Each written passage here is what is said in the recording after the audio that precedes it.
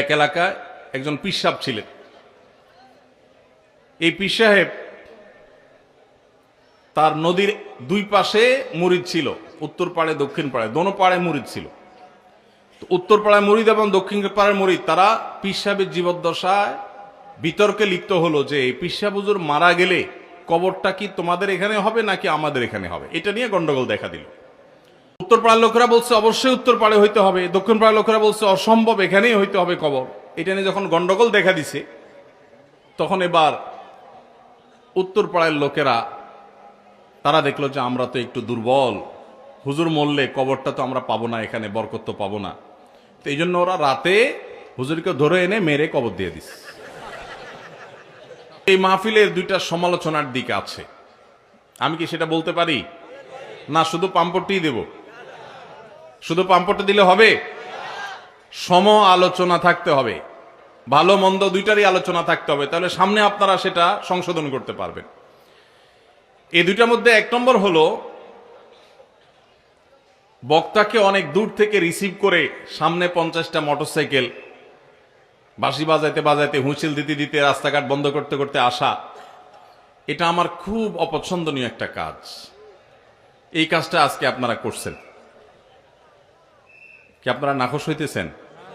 যাতে ভবিষ্যতে এটা না করেন সেজন্য বলতেছি, না হলে নাও বলতে পারতাম। আর এটা চৌধুরী সাহেবদের পার্সোনালি বলতে পারতাম, কিন্তু এটা চৌধুরী সাহেবদের কাজ না, তো এটা কাজ আপনাদের, এই জন্য আপনাদের বলা।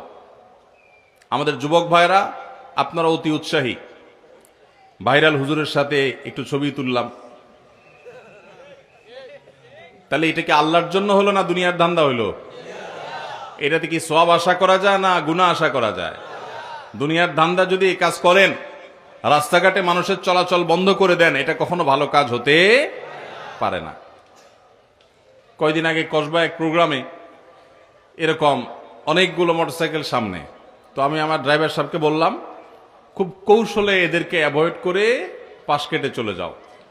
পরে আমার ড্রাইভার সাহেব খুবই সচেতনভাবে, খুবই সচেতনতার সাথে কৌশলে তিনি তাদের পাশ কেটে চলে গেছেন। তারা পিছনে নাড়া তাকবীর দিচ্ছে তো দিচ্ছেই, আমরা চলে গেছি বহুত আগে। তো এইখানে চৌধুরী সাহেবের সম্মানার্থে ওই কাজ আমি করি নাই।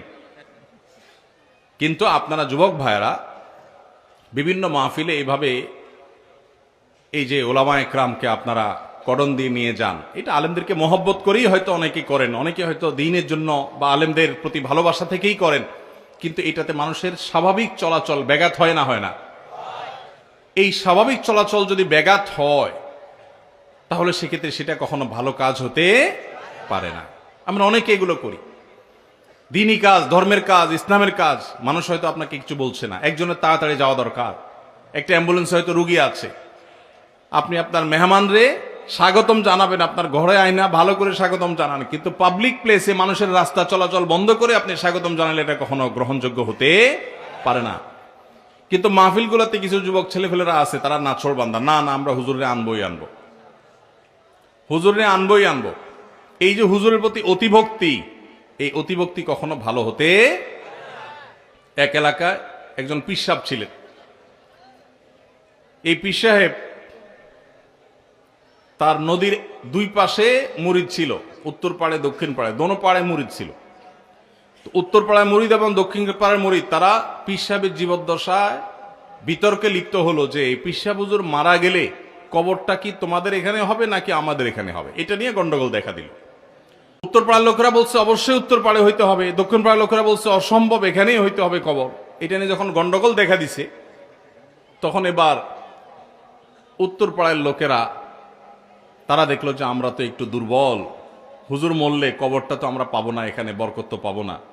তো এই জন্য ওরা রাতে হুজুরকে ধরে এনে মেরে কবর দিয়ে দিছে। এই ভক্তি কি ভালো না খারাপ? তো এখন হুজুরের ভক্তি করতে গিয়ে যদি আপনি মানুষের ক্ষতি করেন, রাস্তাঘাটে চলাচলে ব্যাঘাত সৃষ্টি করেন, আপনারা তো অল্প একটু দিচ্ছেন, কক্সবাজার দিয়ে গেলে দেখা যায় 10 কিলোমিটার 20 কিলোমিটার থেকে 200 মোটরসাইকেল নিয়ে করতেছে। রাজনৈতিক নেতাদের এগুলোর দরকার হয়, আলহামদুলিল্লাহ আলেমদের এগুলোর প্রয়োজন।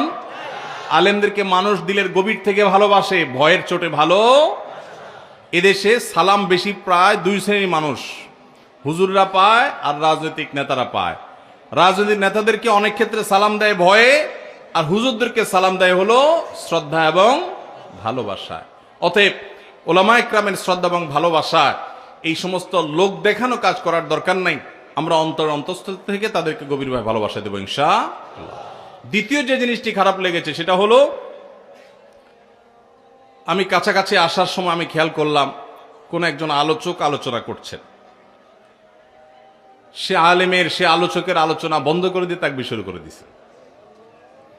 আলেম কোরআন এবং হাদিস থেকে যখন কথা বলবেন, কোরআন হাদিসের কথার চাইতে কি আরেক আলেমকে অভ্যর্থনা জানাটা বেশি গুরুত্বপূর্ণ হতে পারে? কোন আলেমের গুণগান কি আল্লাহর গুণগানের চাইতে বড় হতে পারে?